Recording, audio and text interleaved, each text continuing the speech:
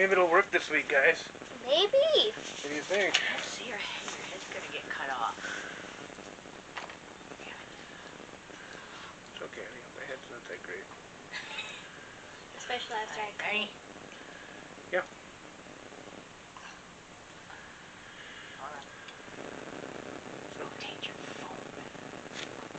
Oh, it wants it, thing like that, huh? That doesn't work.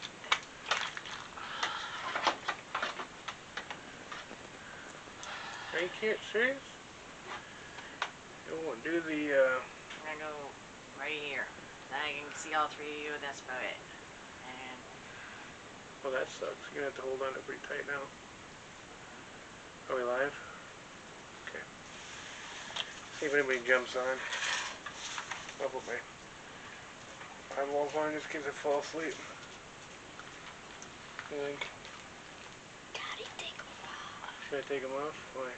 Nobody's watching anyways. Does it matter? got Ryan Brandt that's watching. Ryan Brandt's watching, okay. Alright. Hey, Ryan. Teresa. Hi, Teresa. Is that Grandma Teresa? Oh, hi, Grandma. Cool. Might get a actual audience this week, huh?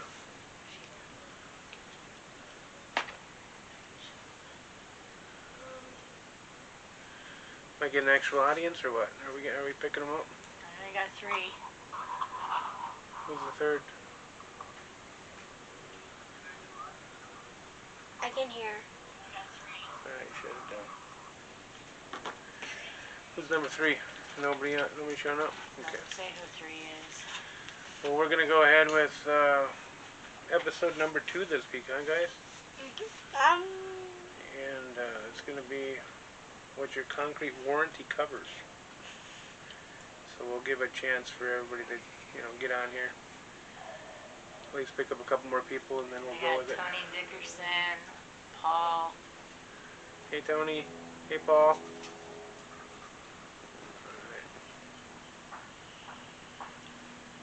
You got something on your cheek there, buddy. A whole bunch of something.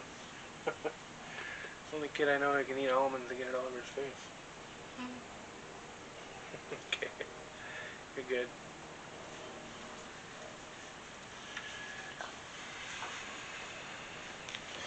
So, are you going to show your little baby off, Carly? Carly's got her baby doll this week. She's got the Blood, Sweat, and Tears onesie on. Like we'll be giving to Orville for his baby, in case anybody was wondering. Orville and Sam had the baby on Monday, so not this one. This is just a baby doll. Yeah. Just so you know. All right, are we ready to jump and go? You guys ready? Yep. All right. The date is Sunday, March 6th, the year 2022. My name is John Molden. I'm the owner at Blood, Sweat, and Tears Concrete. I'm here with my co-hosts, Carly and Magnus Molden, and this is No Crying in Concrete. For our second episode, we're going to discuss what your concrete warranty covers. So, Carly. Yes. Do you know what a warranty is? Maybe something that a business or a crew could do a project for someone and possibly mess it up, and then they can either replace it for either cheaper or for free. That's a really good answer, Carly. That's really super awesome.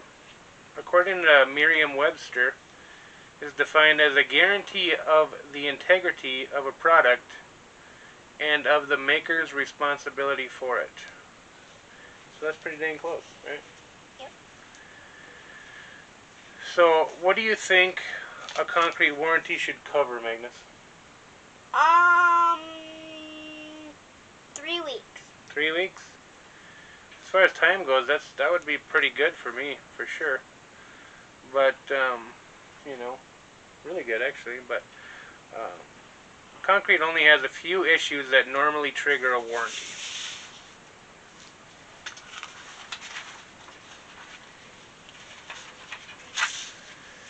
Cracking, settling, and spalling.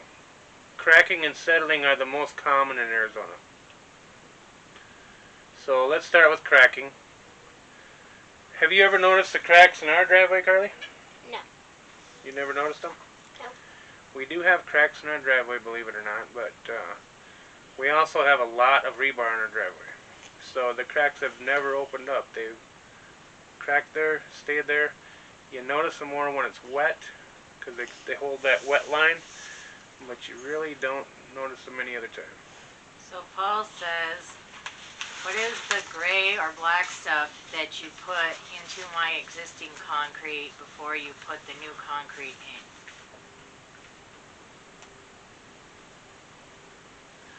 I don't know, I have to think about that. We're gonna get some questions toward the end of the episode here. So I'll have to think about what you're talking about. Maybe elaborate a little bit on that, will you, Paul? So oftentimes when cracks occur, it's because too much water was added to the mix. This causes excessive shrinking. The more water that goes in, the more water that has to come out as it dries. It shrinks back more. You see more cracks and bigger cracks. So why else do you think concrete might crack, Magnus?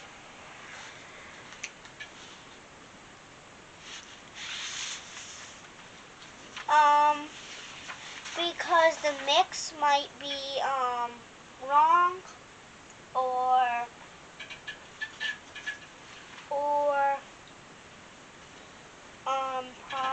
it could probably be melting. Melting? Okay. Yeah, actually the mix being wrong is definitely one that can cause cracking.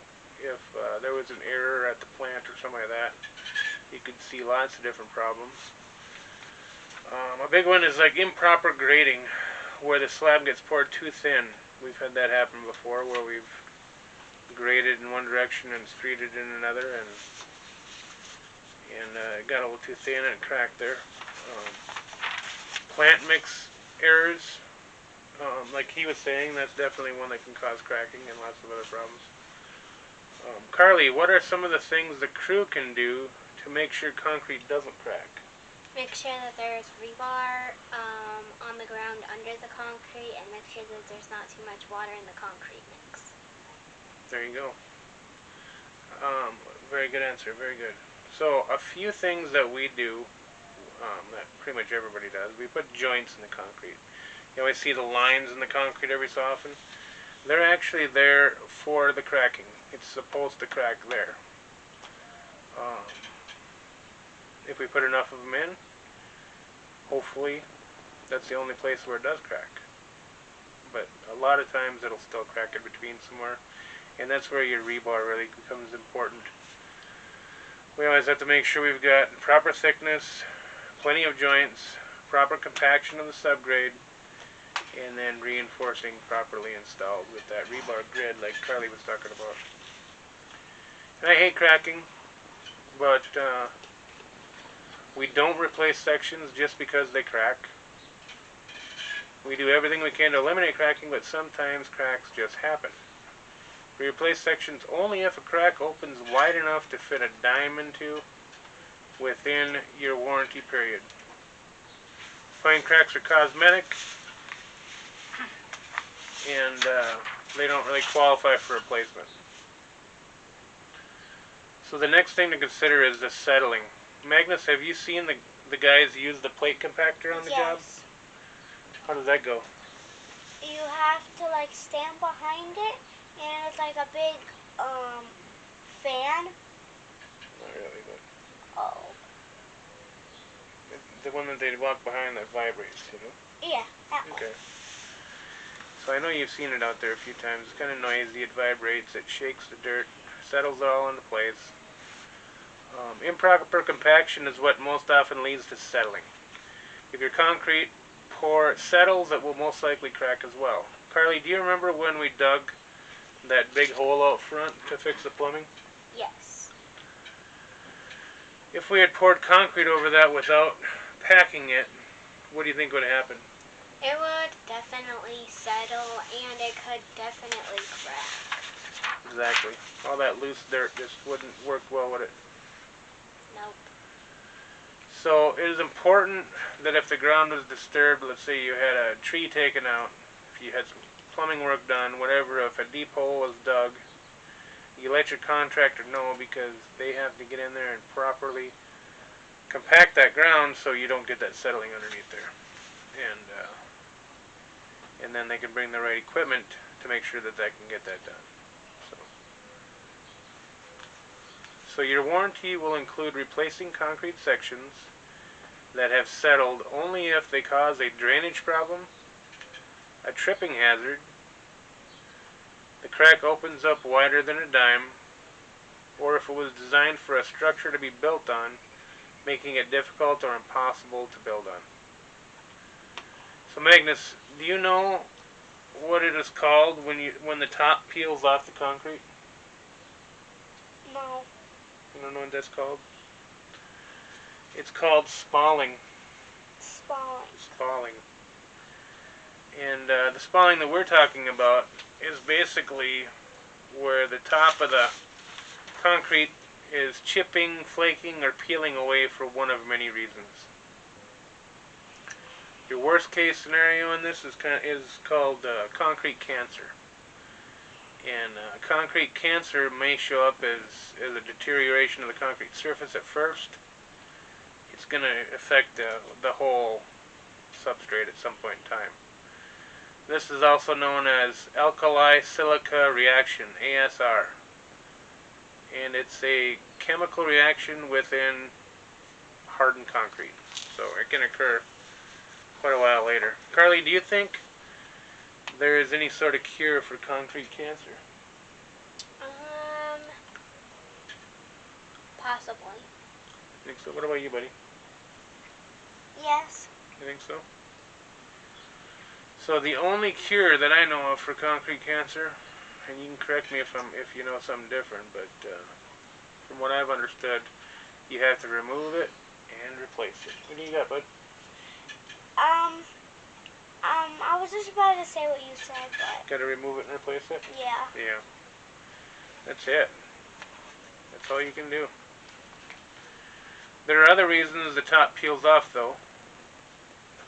You getting a little shaky there, honey? In cold regions, too much fly ash added to the mix, or if the concrete is improperly finished, the top will flake away.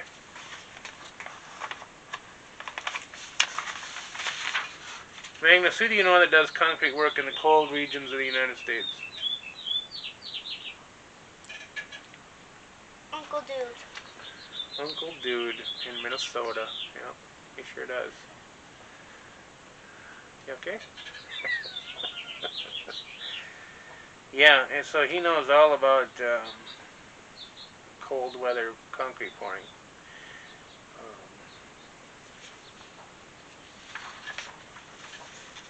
And all about fly ash too, for sure. So here in Arizona, there's only one main culprit for the top peeling off concrete. One above all else. I mean, there's some other problems, but it's having to splash water on the surface as a finishing aid because it's so hot and miserable that you can't keep up with the concrete. But we try to avoid that. We do use like acceptable finishing aids instead. But there's a lot of it that goes on in Arizona for sure. And what it does, it dilutes the part of the slab at the very top known as the cake. Did you know that concrete had cake? No. Would you have tried to eat it if you did? No. Okay. Good. That's good. That is the finished surface. That's what it's known as. In the Midwest, your surface will often fail during the first winter, but in Arizona, the spalling normally doesn't become noticeable until the 2-year warranty is already expired. If you receive a 5-year warranty, any sections affected will be replaced with your Blood, Sweat, and Tears concrete warranty. What other reasons do you think we might replace someone's concrete? Magnus? If it starts to melt. If it starts to melt. If it starts to melt, if your concrete melts in that Arizona heat, we will definitely replace it for sure. No question about it. There's going to be more problems than that if it melts, but we'll definitely replace your concrete. Now, if we've done work for you and you're wondering if your concrete has a warranty issue or not, you know, if you see a puddle in the wrong spot, or if there's just something you find really ugly, it never hurts to at least call and ask, bring it up, and you know, see if we can do something about it. We stand behind our workmanship at BST, so if we screw up, we do want to, you know,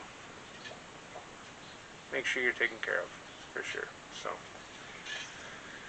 I think that pretty much covers what the warranty covers for your concrete here in Arizona and a few other places probably. But, does anyone have any questions tonight? Did Paul clarify on that? So Paul's question was, why do you dowel into my existing concrete? Well, we dowel into existing concrete only if it's an exterior concrete. So we'll never dowel into like the house foundation, because the concrete that the house is sitting on is going to be expanding and contracting at a different rate. So we're going to put expansion joint along there. We'll put a polyethylene expansion along there. But if we're tying into an existing driveway or an existing patio that's outside in the same sun, we'll dowel into it to keep it from ever getting uneven. And that's kind of how that works. So, what else did he have about was that the expansion he was talking about before? He said, what is the gray stuff or black that you put into my existing concrete before you put the new concrete? Okay. So that's what he's talking about, is the expansion joint. That's a polyethylene. We use either black or gray. And if we're doing house foundations, garage foundations, anything with a controlled environment inside of it, we'll put expansion along that foundation before we pour up against it. That way it can expand and contract at its own rate. Anything else you got there? Paul's got some other thing. Paul's been writing down questions, huh? Why do you have your kids answer questions that the public should answer or ask? They like it. What is fly ash? Fly ash. Let's see. I actually wrote down the actual definition of fly ash from the ACI. The ACI concrete terminology. The definition for fly ash is the finely divided residue that results from the combustion of ground or powdered coal, and that is transported by flue gases from the combustion zone to the particle removal system. That would be the ACI concrete terminology.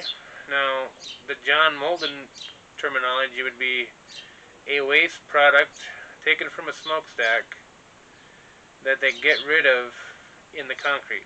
That's the John Molden version.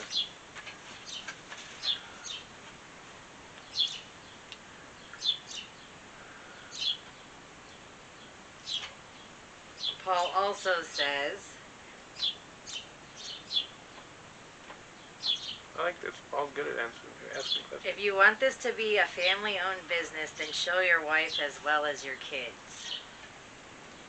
What a mean guy, huh? Yeah, I know. She's a camera crew.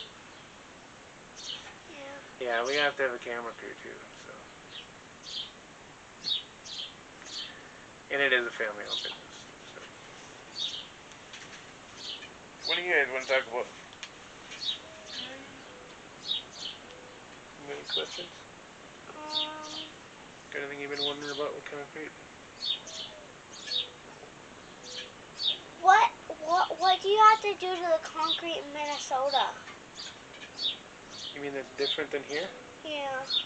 But you can't finish it nearly as much because it's got air entrainment in it, and if you work it too much, you'll get a seal on the top, and the top will peel off.